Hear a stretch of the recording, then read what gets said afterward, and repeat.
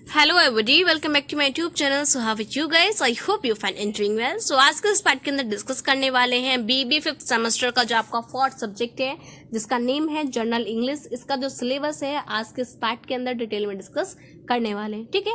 Then जैसे कि आपको पता है कि आपका BBA second and fourth semester का जो रिजल्ट है वो आपका आ चुका है। So congratulation guys and I hope कि आपका जो रिजल्ट है वो काफ़ी अच्छा रहा होगा। जिन बच्चों ने अभी तक अपना रिजल्ट नहीं देखा है, उन्हें नहीं आता है कि वो अपना रिजल्ट किस तरीके से देख सकते हैं, किस तरीके से निकाल सकते हैं, तो उसके ऊपर ही मैंने अपनी एक वीडियो बनाई हुई है। उसका भी लिंक मैं आपको प्रोवाइड कर दूंगी। आपने करना क्या है, वीडियो को एंड तक देखना है। देन जो जो स्टेप मैं आपको बता रही हूँ उन स्टेप को आपको फॉलो करना है। देन आप क्या कर सकते हो, ईजिली अपना रिजल्ट खुद से निकाल सकते हो, ठीक है। तो चलिए स्टार्ट करते हैं आज की इस वीडियो को। सबसे पहले सिलेबस को डिस्कस करने से पहले मैं आपके साथ इसकी जो सब्जेक्ट लिस्ट है वो डिस्कस करना चाहती हूँ, ठीक है। सो बीबीए फिफ्थ सेमेस्टर के अंदर आपके टोटल 7 सब्जेक्ट हैं। बात करते हैं फर्स्ट की। फर्स्ट है आपका अर्थमेटिक एप्टीट्यूड, सेकंड है आपका एप्टीट्यूड रीजनिंग, थर्ड है आपका general business awareness and then fourth है आपका जनरल इंग्लिश, ठीक है। तो स्टार्टिंग के जो आपके 4 सब्जेक्ट हैं, यहाँ पे आप देख सकते हो कि यहाँ पे एक नोट लिखा है स्टार्टिंग के 4 सब्जेक्ट से रिलेटेड। यहाँ पे लिखा है paper code 501, 502, 503, 504 will be of multiple choice objective type question, ठीक है। इट मीन्स कि आपके स्टार्टिंग के जो 4 सब्जेक्ट हैं इनका जो एग्जाम पैटर्न रहेगा वो ऑब्जेक्टिव टाइप रहेगा। ऑब्जेक्टिव टाइप का मतलब है कि आपको जो क्वेश्चन मिलेगा वो आपको एमसीक्यू बेस्ड क्वेश्चन मिलेगा। पूरा प्रॉपर एक क्वेश्चन होगा, उसके 4 ऑप्शन होंगे। आपको क्वेश्चन पढ़ के उसके जो एक करेक्ट ऑप्शन है आपने करना क्या होगा, उसको मार्क करना होगा, ठीक है। तो इस टाइप का जो आपके स्टार्टिंग के 4 सब्जेक्ट है, इस टाइप का जो इनका पैटर्न है वो आपका होने वाला है। और हमेशा याद रखना, जो आपके एमसीक्यू बेस्ड क्वेश्चन होते हैं या फिर एमसीक्यू बेस्ड सब्जेक्ट होते हैं, इनके ऊपर आपको ज़्यादा मेहनत करनी होती है, क्योंकि इनके अंदर क्या होता है, अगर आपने एक भी एमसीक्यू का जो ऑप्शन है वो आपने गलत लगा दिया तो आपका पूरा ही क्वेश्चन क्या माना जाएगा, गलत माना जाएगा, ठीक है। तो इसलिए आपने करने क्या है, अभी आपके पास टाइम है, अच्छे से प्रिपरेशन करनी है ताकि आप एग्जाम के टाइम पे आप क्या कर पाओ, मॉक टेस्ट लगा पाओ। देन आपके जो प्रीवियस ईयर क्वेश्चन है आप उनको अटेम्प्ट कर पाओ, ठीक है। तो आपने करना क्या है, अभी से अपनी जो प्रिपरेशन है वो स्टार्ट कर देनी है। बात करते हैं 505 की। वो क्या आपका इलेक्टिव पेपर M1 और F1, ठीक है। देखो आपने करना क्या है, अपने 5th सेमेस्टर के अंदर मार्केटिंग या फाइनेंस के अंदर आपको एक चीज चॉइस करनी है, ठीक है। जिसमें चीज को आप चूज करोगे एज अ स्पेशलाइजेशन, उसी के अंदर आप अपनी MBA भी क्या करोगे, परस्यू करोगे।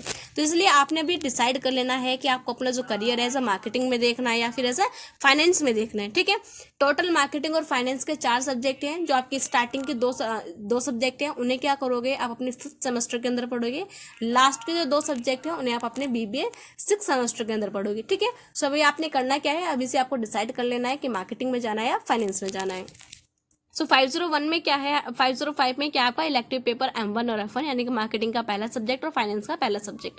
बात करते हैं 506 से, जिसके अंदर क्या है आपका इलेक्टिव पेपर M2 और F2। इट मीन्स आपका मार्केटिंग का सेकंड सब्जेक्ट और फाइनेंस का भी सेकंड सब्जेक्ट। बात करते हैं लास्ट की। लास्ट के आपके समर ट्रेनिंग प्रोजेक्ट रिपोर्ट है, यानी कि आपको एक ट्रेनिंग के ऊपर भेजा जाएगा जिसके ऊपर आपने करने के आपने एक रिपोर्ट प्रिपेयर करनी है, ठीक है। सो ये क्या है, हमारी सब्जेक्ट लिस्ट है। आई होप ये आपको क्लियर हो चुका है। अब चलते हैं अपने मेन के ऊपर। मेन क्या है हमारा, जनरल इंग्लिश का सिलेबस, ठीक है। सो जनरल इंग्लिश का जो सिलेबस है इसके अंदर आपके टोटल 5 यूनिट इंक्लूड हैं। आपने करना क्या है कि इसको अच्छे से प्रिपेयर करना है, क्योंकि इसका भी जो पेपर होगा वो क्या होगा, MCQ बेस्ड होगा, ठीक है। बात करते हैं यूनिट नंबर फर्स्ट की, जिसके अंदर क्या है आपका एक्टिव एंड पैसिव वॉइस, ठीक है। तो आपको पता होना चाहिए कि आपका एक्टिव वॉइस क्या होता है, पैसिव वॉइस क्या होता है। एक्टिव और पैसिव वॉइस के अंदर किस तरीके से अपने सेंटेंस को ट्रांसफॉर्म करते हैं।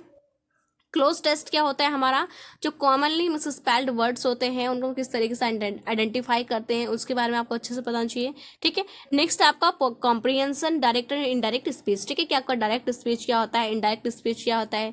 इनके जो सेंटेंस हम डायरेक्ट स्पीच के अंदर, इनडायरेक्ट स्पीच के अंदर अपने सेंटेंस को किस तरीके से ट्रांसफॉर्म करते हैं, किस तरीके से उनको आइडेंटिफाई करते हैं। तो ये सारी जो चीज़ें हैं वो आपको अच्छे से पता होनी चाहिए। बात करते हैं यूनिट नंबर 2 की, जिसका नेम है एडिटिंग। इसके अंदर आपको पढ़ना है कि आपका एरर सपोर्टिंग क्या होता है। नेक्स्ट आपका फिल इन द ब्लैंक्स, ठीक है। आपको MCQ के अंदर कुछ फिल इन द ब्लैंक्स मिलेंगे, जिनको आपने करना क्या होगा, एक राइट ऑप्शन को चूज करके उस फिल इन द ब्लैंक्स को आपको फिल करना होगा। नेक्स्ट हमारा grammar items, then phrases, jumble words, then jumbled up sentences, ठीक है। आपको कुछ जम्बल वर्ड्स मिलेंगे जिन्हें आपको करना है क्या होगा, उनको अच्छे से सॉल्व करना होगा। नेक्स्ट आपको जो सेंटेंसेस है वो भी क्या मिलेंगे, आपको जम्बल्ड मिलेंगे। तो उन जम्बल्ड सेंटेंसेस को आपने करना क्या होगा, उनका एक करेक्ट सेंटेंस आपको बनाकर देना होगा, ठीक है। बात करते हैं यूनिट नंबर 3 की, जिसके अंदर आपका क्या है, जिसका नेम है आपका मल्टीपल मीनिंग एरर सपोर्टिंग, जिसके अंदर आपका miscellaneous, one word substitution, paragraph completion and passage making, ठीक है। आपको पता होना चाहिए कि आपका वन वर्ड सब्स्टिट्यूशन होता क्या है। आपको एक सेंटेंस दे दिया जाएगा, एक लाइन दे दी जाएगी, ठीक है। तो आपने करना क्या होगा, उसको एक वन वर्ड से रिप्लेस करना होगा, ठीक है।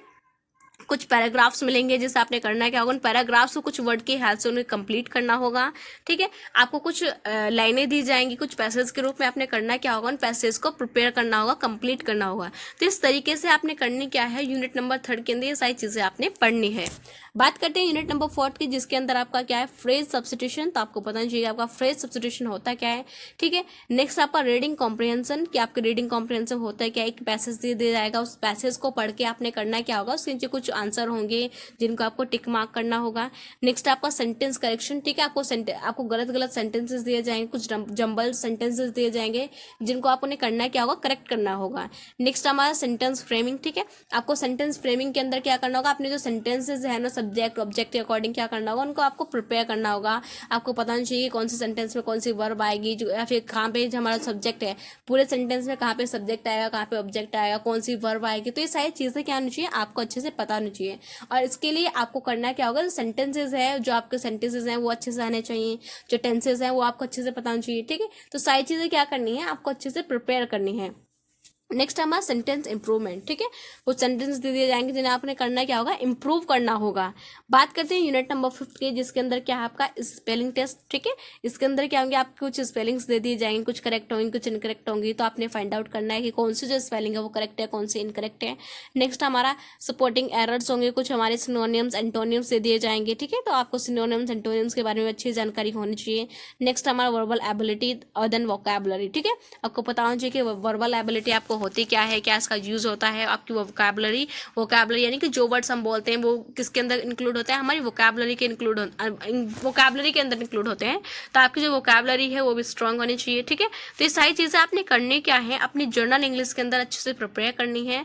अब आपने करना क्या है, अभी से इस सिलेबस इस सब्जेक्ट की जो आपने प्रिपरेशन है वो स्टार्ट कर देनी है, ठीक है। क्योंकि ये क्या है, थोड़ा टिपिकल है, क्योंकि जो सारी चीज़ें हैं वो आपने करने क्या होंगी, स्टार्टिंग से पढ़नी होंगी। देन अभी आपके पास टाइम है तो इसको डिटेल में अच्छे से सिलेबस को कंप्लीट करिए, ठीक है। ताकि आप एग्जाम के टाइम पे आप अपने प्रीवियस रखे जो एग्जाम पेपर है उनको भी सॉल्व कर पाएँ, कुछ मॉक टेस्ट लगा पाएँ, जिससे आपकी क्या हो, अच्छी प्रिपरेशन हो और आप अच्छे मार्क्स इसके अंदर आप गेन कर पाएँ, ठीक है। सो ये क्या हमारा जनरल इंग्लिश का सिलेबस है। आई होप ये आपको क्लियर हो चुका है। अगर आपको कोई डाउट है तो कमेंट करके पूछ सकते हैं। देन आपकी बीबी 5th सेमेस्टर के अंदर मैं किस तरीके से आपकी हेल्प कर सकती हूँ, आप उससे रिलेटेड भी कोई सजेशन मुझे दे सकते हैं। So thank you, bye bye, see you in the next video and thanks for watching guys.